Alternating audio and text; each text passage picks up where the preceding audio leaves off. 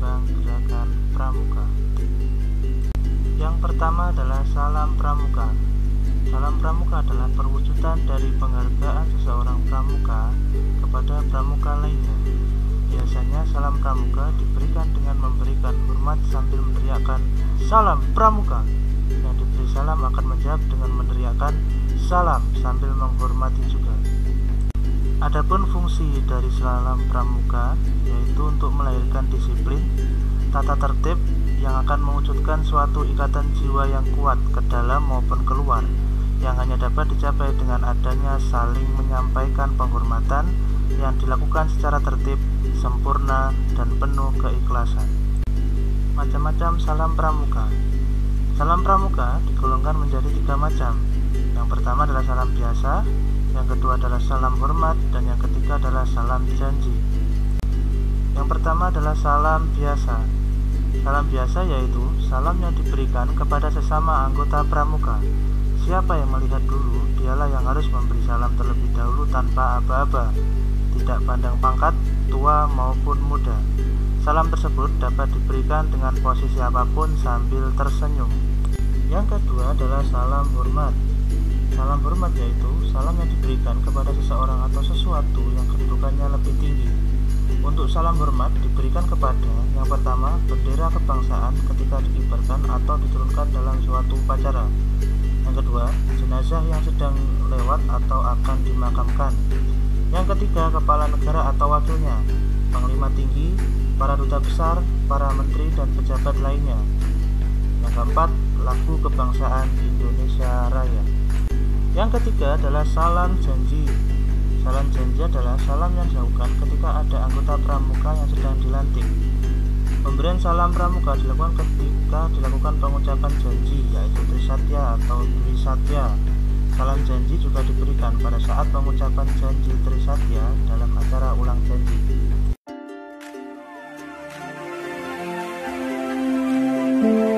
Lambang gerakan pramuka sesuai dengan SK nomor 6/KN/1972 pada tanggal 31 Januari 1972 oleh Haji Sunaryo Atmodipuro menghasilkan rumusan gambar, yaitu ada 1 bintang bersudut 5 berjumlah 10 bak kompas, 45 butir padi, 8 buah kapas, 17 helai daun kapas, 2 garis melintang di tengah. Nama gerakan pramuka di tengahnya disusul dengan gambar tunas kelapa, daun 2 yang tidak sama tingginya, dan yang terakhir pada arah panah bunga melati ditulis di atas pita mengkilap pada kapas dan padi. Jadi rumusannya sesuai dengan gambar, mengandung filosofi seperti gambar tersebut. Berikutnya pada lambang gerakan pramuka adalah tunas kelapa yang memiliki arti yang pertama merupakan inti dari kelangsungan hidup bangsa Indonesia. Yang nomor 2, pramuka bertekad bulat untuk menghadapi segala rintangan untuk mengabdi pada negara. Yang nomor 3, dapat menyesuaikan diri dengan keadaan. Dan yang nomor 4, daunnya menjulang tinggi, menandakan cita-cita pramuka sangatlah tinggi. Yang kelima adalah akar tunas kelapa yang keluar, menandakan pramuka berpegang teguh pada dasar etika, moral, serta landasan yang baik. Nomor 6, pramuka akan menjadi manusia yang serbaguna, berbakti pada Ibu Pertiwi.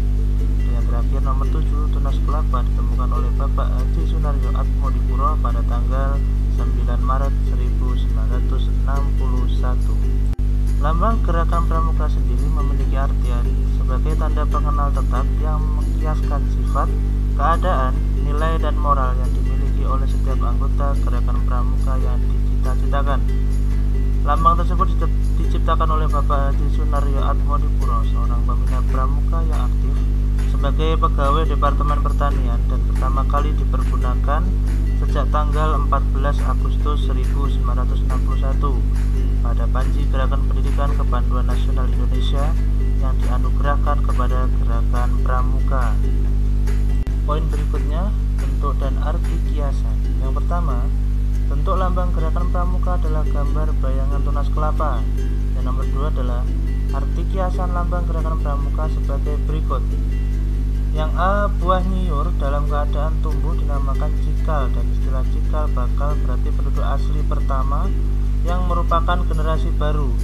Jadi mengkiaskan bahwa setiap pramuka inti dari kelangsungan hidup bangsa Indonesia. Yang B, buah nyiur dapat bertahan lama dalam keadaan yang bagaimanapun juga. Jadi mengkiaskan bahwa setiap pramuka adalah seorang rohania dan jasmania yang sehat, kuat dan ulet, serta besar tekadnya dalam menghadapi segala tantangan dan dalam menempuh segala ujian. Kesukaran untuk mengabdi pada Ibu Pertiwi. Yang C, dapat tumbuh di mana saja. Ini mengkiaskan setiap pramuka dapat menyesuaikan diri dalam masyarakat di mana ia berada dan dalam keadaan yang bagaimanapun juga. Yang D, tumbuh menjulang lurus ke atas dan merupakan pohon tertinggi di Indonesia. Jadi mengkiaskan setiap pramuka mempunyai cita-cita yang tinggi dan lurus, mulia, jujur dan ulet supaya ia tetap tegak, tidak mudah goyah oleh ujian yang bagaimanapun besar dan berat. Yang E, akarnya tumbuh kuat dan erat ke dalam tanah, mengkiaskan tekad dan keyakinan tiap pramuka yang berpegang pada dasar-dasar dan landasan yang baik, dipakai untuk memperkuat diri guna mencapai cita-citanya. Dan yang terakhir, yang F, nyiur adalah pohon yang serbaguna dari ujung daun sampai akarnya, mengkiaskan tiap pramuka adalah manusia yang berguna dan membaktikan diri dan kegunaannya kepada tanah air, bangsa dan negara kesatuan Republik Indonesia serta kepada umat manusia. Dalam penggunaannya, lambang gerakan pramuka yang pertama, lambang gerakan pramuka dapat digunakan antara lain pada bendera, pada nama kuartir dan cabang, tanda pengenal dan alat administrasi gerakan pramuka. Yang nomor 2, penggunaan tersebut dimaksudkan sebagai alat pendidikan untuk mengingatkan dan menanamkan pada setiap anggota gerakan pramuka agar memiliki sifat dan keadaan seperti kiasan lambang tunas kelapa. Ya, itulah tadi pengenalan tentang salam pramuka dan lambang gerakan pramuka yang ada di Indonesia. Semoga bermanfaat untuk adik-adik semua. Dari saya cukup sekian, terima kasih. Wassalamualaikum warahmatullahi wabarakatuh. Salam pramuka.